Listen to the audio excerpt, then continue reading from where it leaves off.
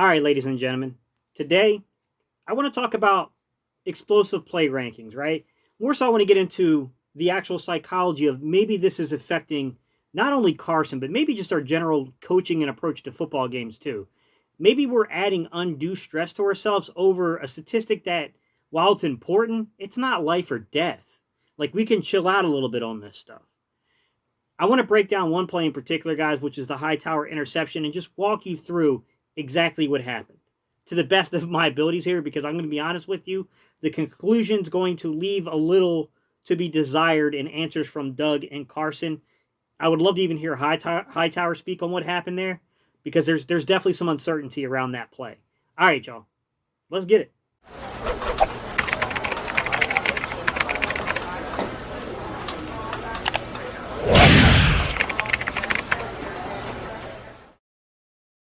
What's up, Eagles Nation? What's going on, NFL World? How you doing, Division Rivals? This is Steven Hyder with Gate City Sports Channel, the sports channel where the cerebral NFL fan comes for about 10 minutes of daily content. Good morning, good afternoon, or good evening, whenever it is you get around to watching us. Once again, guys, my name is Steven Hyder, and this is Gate City Sports Channel. All right, y'all, today's topic. Let's just jump right into this. What? All right, so explosive play rate. I'm just going to give you my theory up front, guys, and we'll go through a little bit, and we'll talk. I'll run a little film. I'll show you what's on my mind. My theory is this. Perhaps the front office, the coaching staff, the quarterback, perhaps everybody's putting way too much emphasis on explosive play rates.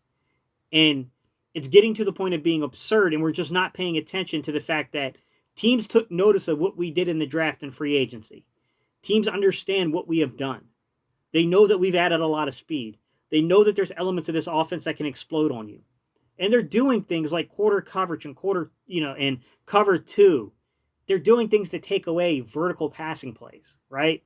They're trying to do their best to stop us from being able to get those plays over top of them. And it does make me wonder a little bit here, because it just feels like we're hitting this stall, this regression, right, in momentum going on. And I wonder if we're just putting undue stress on ourselves. And if we just need to pump the brakes, take what's in front of us in the playbook, the coaches do a better job of assessing what's being opened as people are taking away the vertical shots to make sure we hit those underneath things, and the quarterback execute those things. That's my theory here, guys. All right, y'all. Without further ado, let's go ahead and let's get into it today.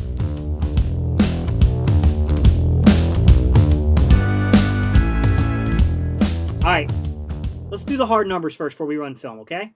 I know you guys are probably waiting on the film, but let's just do the hard numbers. Let's take a look at this, and let's talk about what could be going on. If I were to ask you right now, do you think our explosive play rate was better in 2019 or 2020? Be honest with yourself before I give you the numbers. What would you guess? Because if you guessed that this year we probably have a better percentage rate, you're wrong. So was I, because I would have thought that too. But we're wrong. It's not about the opportunities. It's about the converted plays. I think we're taking more opportunities, but we're not converting them. So here's the deal. In 2020, so far, our overall big play rate, explosive play rate, all right, is 8%, which ranks 28th in the league, bottom third of the NFL, okay? In 2019, our big explosive play rate, right, was 22nd overall at 9%. 9%, 22nd overall. All right? Still nothing to write home about. We knew we needed to do something about this offense, but certainly better. The only real consistency we've had here has been the running game. In 2020, we were 16th in big play rate from the running game. We have 18 plays on the season of 12 yards or greater, which is an 11% success rate, which means it puts us dead middle of the pack, 16th. In 2019, pay attention to the fine details here, okay? We had 54 on the season, 54 big play rates, all right? Which equaled out to 11%, still same percentage, but it ranked 11th, right? So we were top 12, top third of the league, basically. We can make an argument here that maybe we're discounting the run a little bit, and I think we are, to be quite honest. But let's take a look at the passing. In passing, let's just go ahead and let's go with 2019. 2019, we ranked 23rd in big play rates coming out of the passing game. All right, we had 54 on the season. That ranked about 8%. All right, 8 percentage points. All right, ranked, that gives you 23rd ranking. 2020, 19 big plays out of the passing game. Big plays being over, I want to say they say 20 or 25 yards. It's one of those two markers, guys. I can't remember off the top of my head. I have to look it back up again. I think it's 25 yards, if I'm not mistaken. That ranks, so those 19 plays give us a percentage of 6%, and that ranks 28th. I'm not saying we were great in 2019 in the pass at 23rd, but it's certainly not the 28th rank that we have currently. I think we're doing too much and putting way too much stress on our own selves. I think we're having these weird moments of foolishness that don't need to happen, to be quite honest. I think we're just stressing it too much. Like, just relax, play football, and take what the defense gives you, and then we'll see where it leads us. All right, y'all. Now let's break down a play. I know you guys want to see a play. Let me give you a play. Let me show you what I see going on from this play, okay?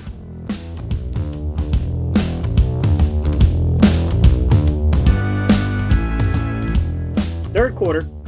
All right. We are driving the football. We're pretty close to midfield. We're still on our side of the 50, but we're pretty close to midfield. And we're going to dial up a little 11-man, okay?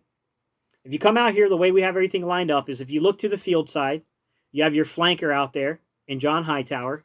You have your slot receiver in Greg Ward Jr. And then you have your tight end who's in line to the formation in Dallas Goedert, okay? Now, to the boundary side of the field, which is the right, you have your X-receiver, which is Travis Fulgham, and then your running back is split off to the right of the quarterback. In return, the Dallas Cowboys, what do they come out and what do they match up in? This is quarters coverage again, guys.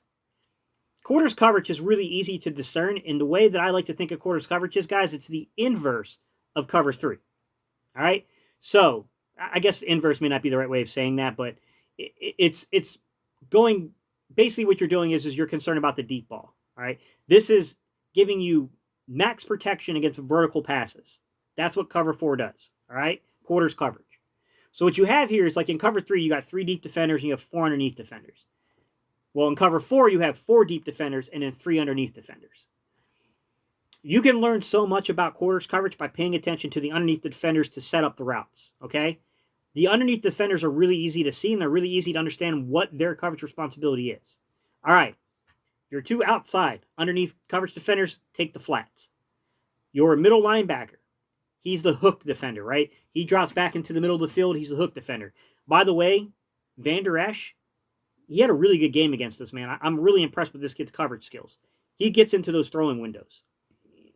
All right, then you got your 4 deep defenders, right? They split the field up in quarters.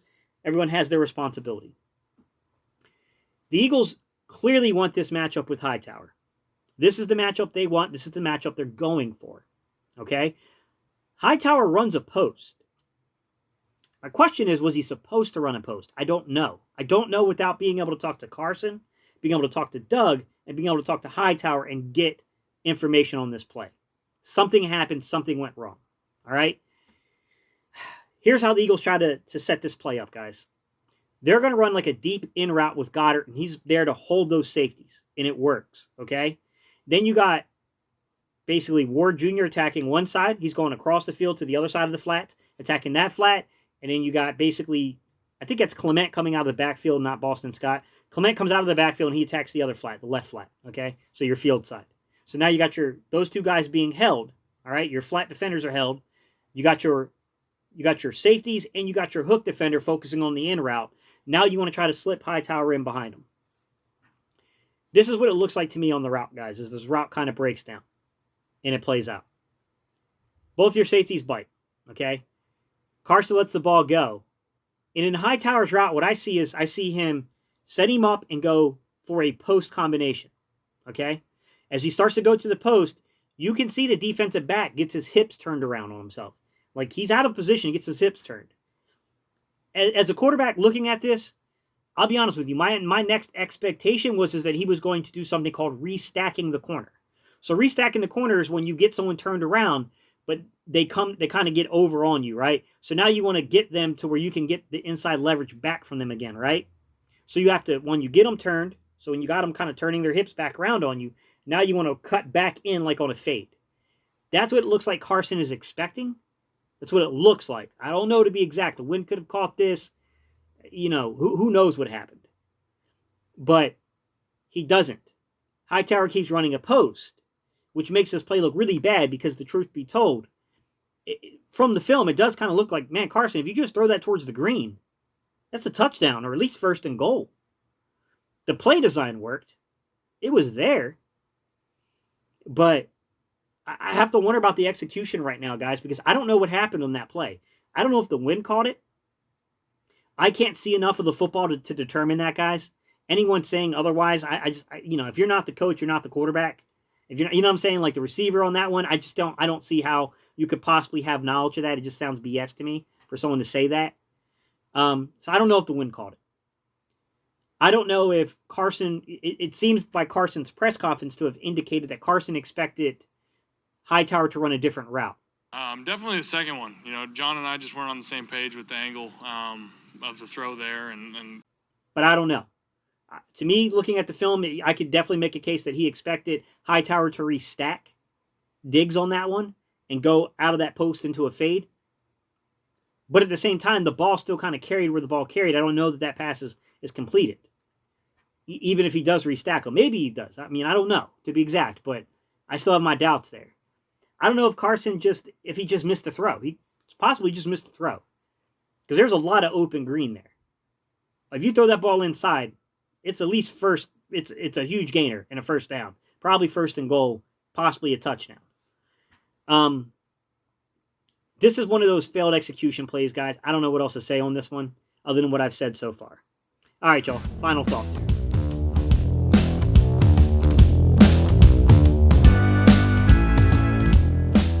Here are my final thoughts. We can make arguments of like, hey, man, like, Clement had some spacing there to get open.